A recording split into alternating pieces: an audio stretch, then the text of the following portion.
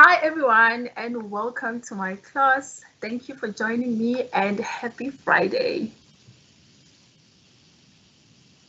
Okay.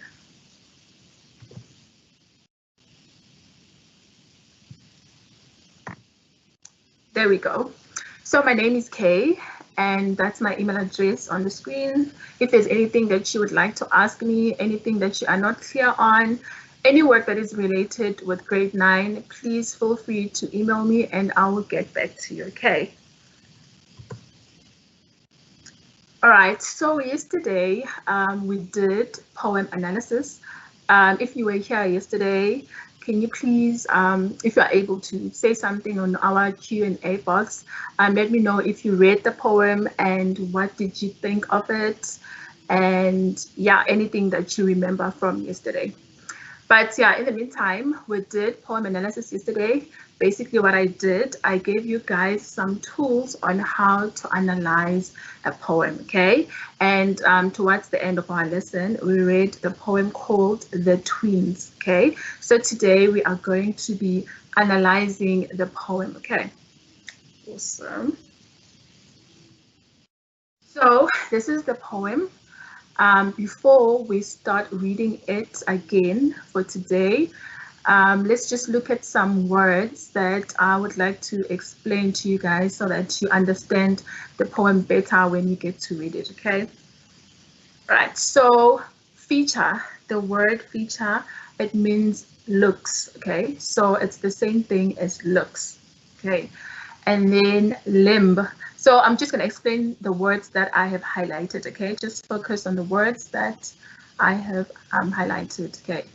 So limb, it's the arm or leg, or at this case, we can just say both arm and legs, okay? And then we have folks.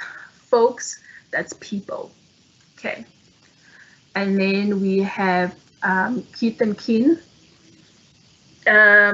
Those are family and friends, or friends and family actually. So kith and kin, that's friends and family. So when we get there, just know that we are talking about friends and family. Okay. And then we are now on our second stanza. Just look at the highlighted parts. Okay. Okay, so here it says fate's decree. So that is like something that was destined to happen. Okay, so that part means something that was destined to happen. Okay, and then we have the nurse's whim. The nurse's whim. By that, it means that it was the nurse's desire. Okay, don't worry about me trying to explain the words now. It will all make sense when we are reading the poem. Okay, just listen to the meaning. Okay, and then we have likeliness. Okay, so that is basically resemblance. Okay, and then we have flogged. So in this poem, flogged can mean caned or punished or being beaten up, okay? And then we move on to resemblance. Resemblance, again, it's the same thing as likeness, okay? And then we move on to the domestic life, okay? So that is like your family life. Domestic life, family life, okay? And then we move on to intended bride. By intended bride, we mean future bride, okay? And then absurd, it's just something that is nonsensical, okay? That just doesn't make sense. Okay, so now that we know the meanings of these words, let's read the poem, okay?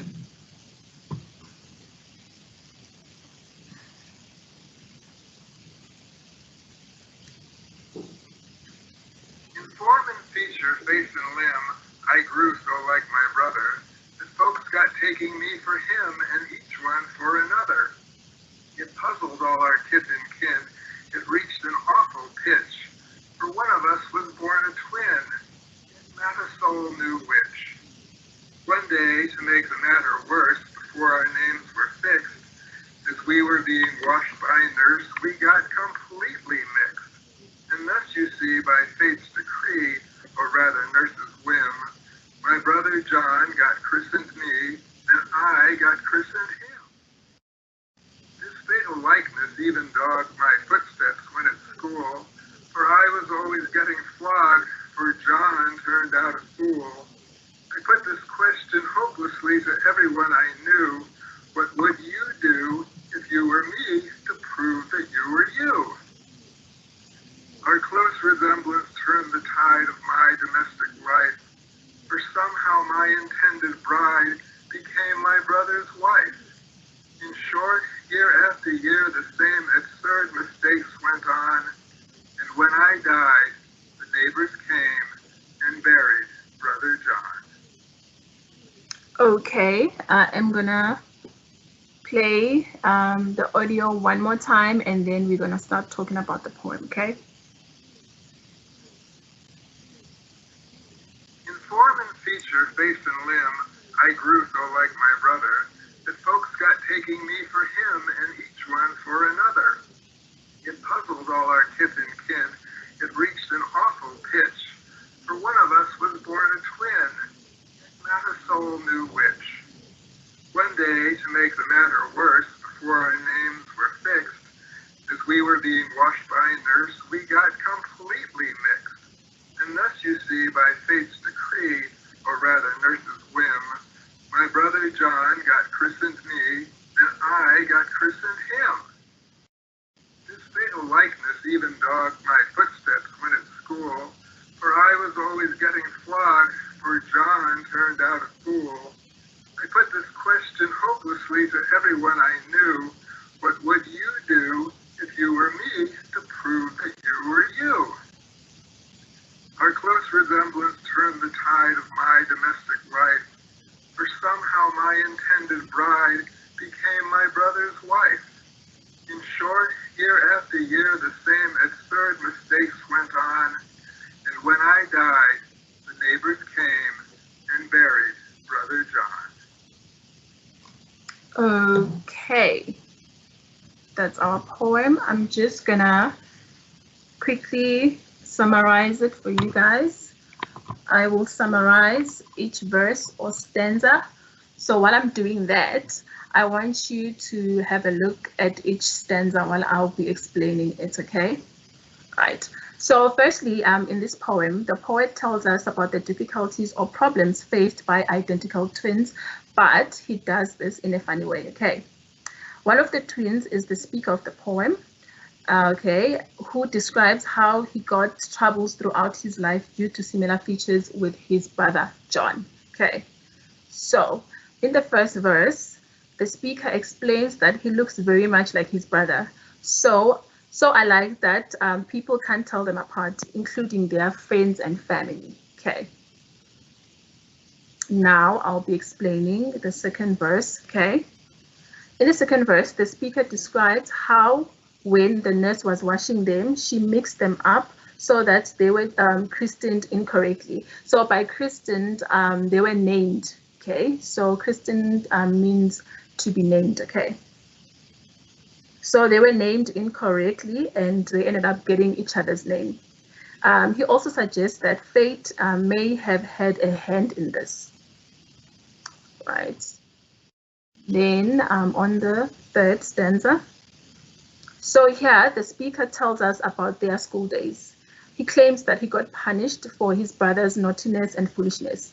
He then asks everyone a question about how they would prove their identity or individuality, okay?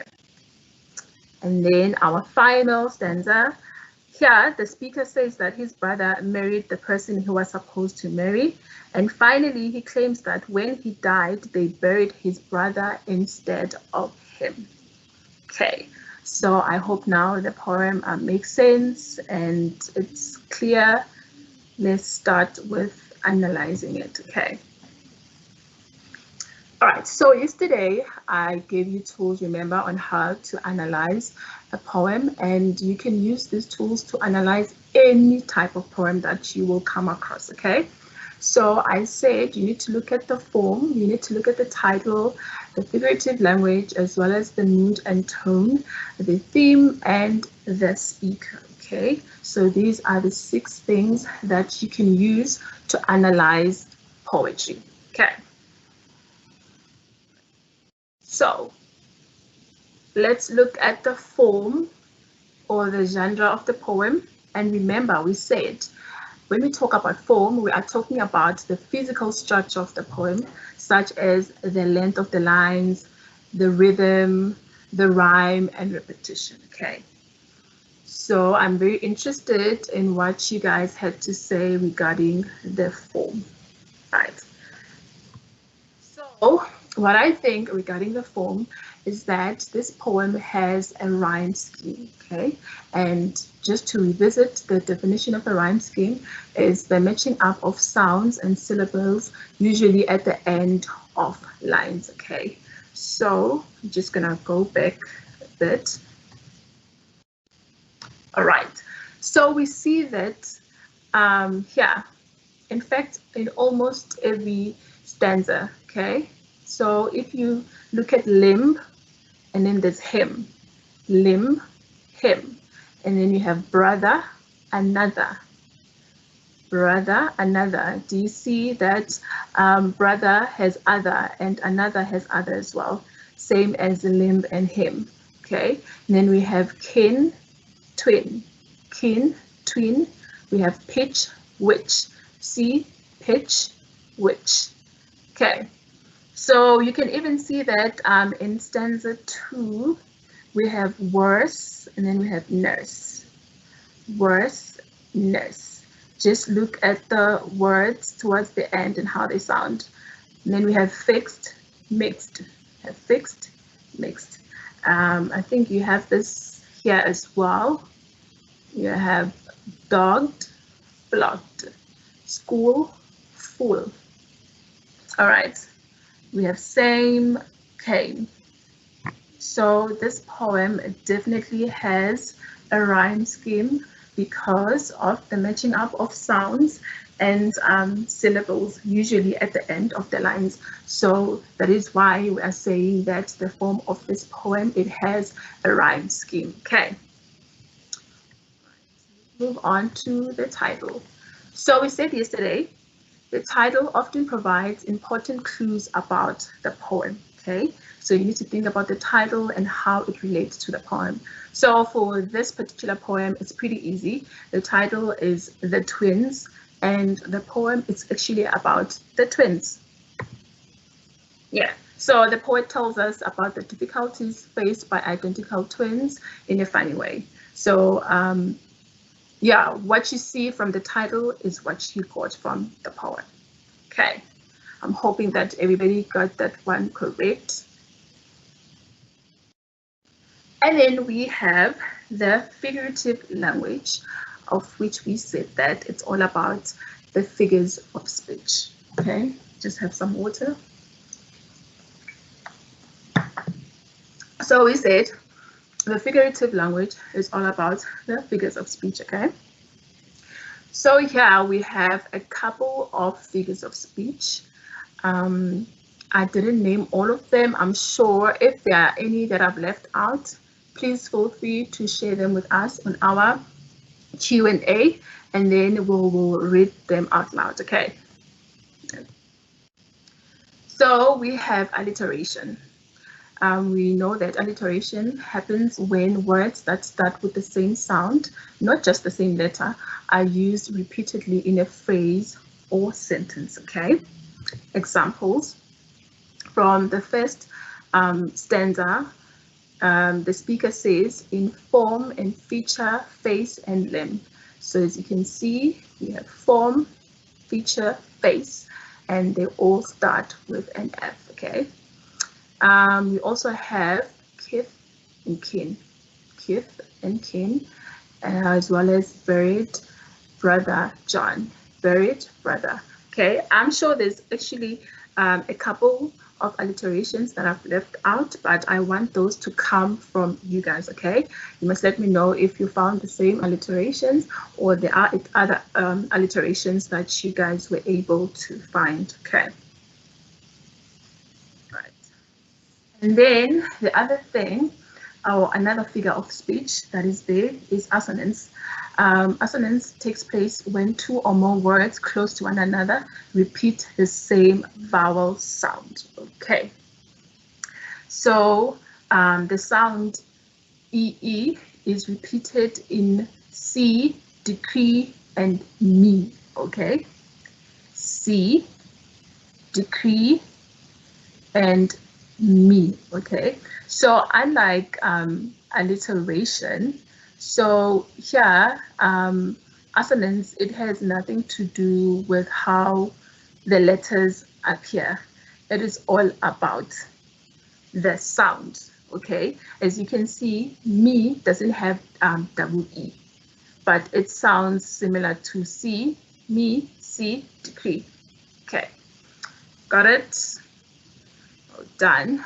And then another figure of speech that has been used a whole lot in this poem is a hyperbole. As we all know, a hyperbole is an exaggeration for the sake of emphasis, humor, or effect. In this case, it was used for humor. Okay. For example, this line, for somehow my internet bride became my brother's wife. Okay, we definitely know that this is exaggerated.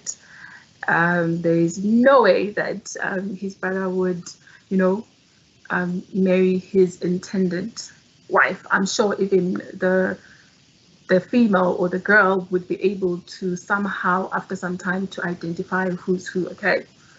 And this one that says, and when I died, the neighbors came and buried Brother John. Okay. Also, this is way too exaggerated. There's no way that they would bury John, whereby he's the one who just died. Okay, so in terms of figures of speech, those are the ones that I identified.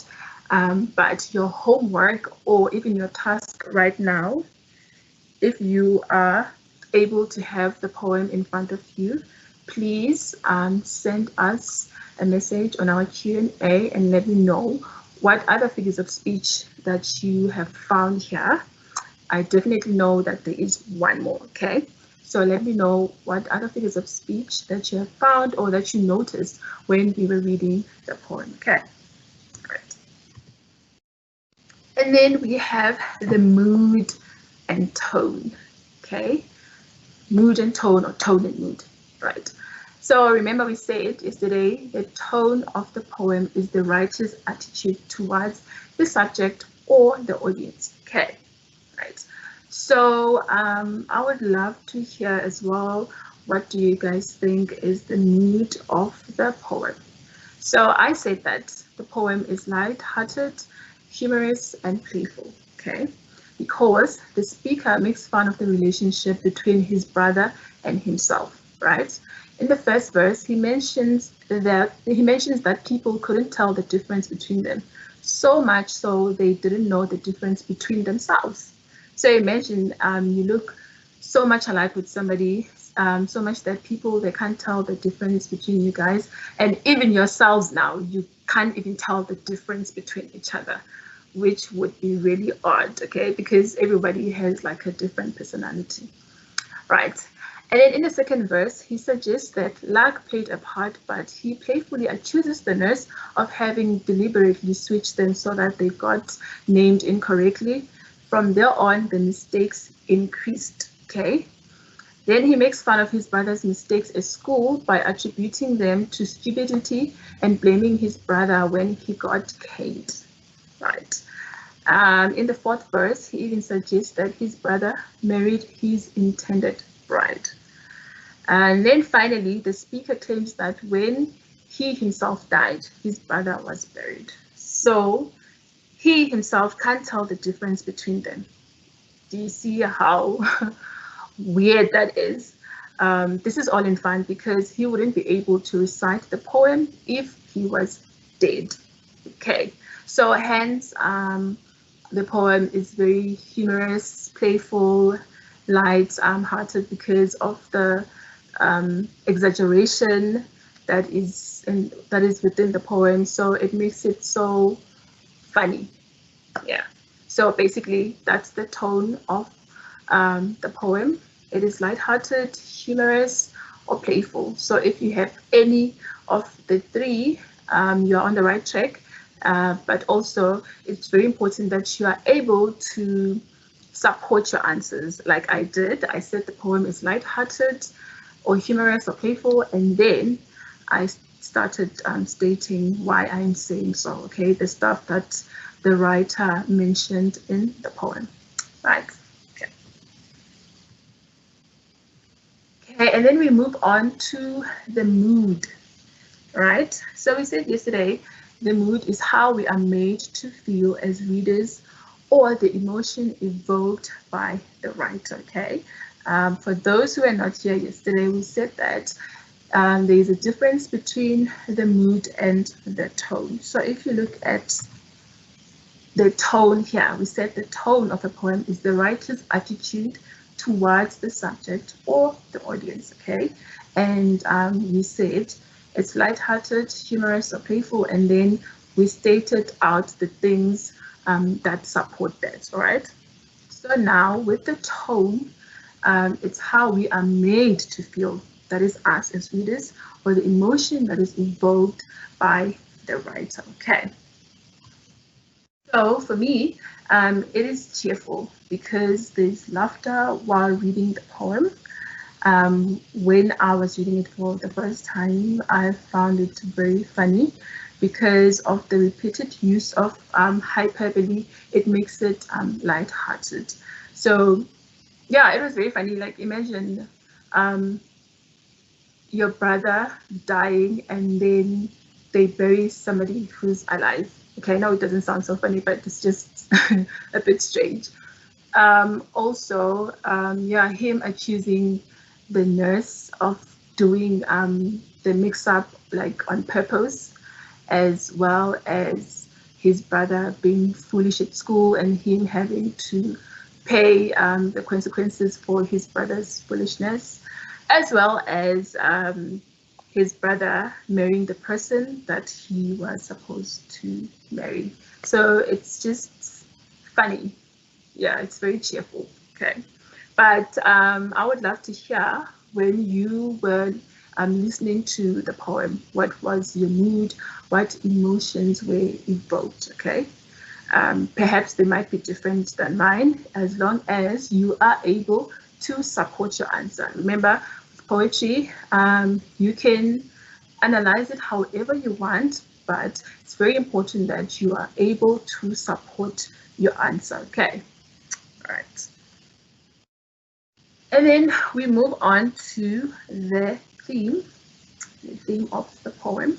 So today, the theme of the poem relates to a universal truth, issue, or conflict. Okay, so we also said that in order for you to find the theme, you just have to connect the dots of everything in terms of who's the speaker, what is it that they are talking about, what's the mood, and then you'll be able to find your theme from there. Okay, so I think the theme here is quite obvious as well. So if you can guess it, I would love to know your answers. So if it's possible, you can just type your answers and then I will check them out. Okay, right. So the theme here, it's just twin experiences, okay? The challenges that come with having someone who's identical to you. Okay, so from the beginning to the end, the speaker is just talking about his twin experiences and the challenges that came with him having a twin. Okay, so the poem shows us that the problems are not only faced by the twins themselves, but also by their families and friends. They also have difficulties in telling them apart, okay, because they just look so much alike. They often get confused by their families as well as by their friends, okay. All right. And finally, who is the speaker? The speaker is Handy S. Lee. Who is the speaker addressing? He's just talking to children, twins, or even parents with twins, okay? So basically, I did read out just a brief biography on the speaker yesterday. But yeah, as long as you know who's the speaker and what is the speaker talking about, then you are safe. Okay. All right. So we've pretty much taped everything here. We've answered the form, we've answered the title as well. We've spoke about the figurative language as well as the mood and tone.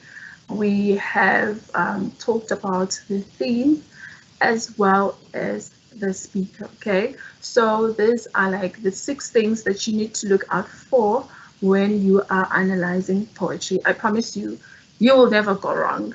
As long as you can, you know, answer these questions, then you are safe to go.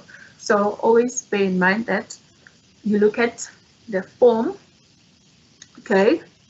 Remember we said with other poems, you are able to identify it instantly without even having to look at the length of the lines and the repetition as well as the rhyme scheme. For instance, a sonnet, okay? So the minute you see 14 lines and 2 of those lines are set apart from the rest, you already know that we are dealing with a sonnet, okay?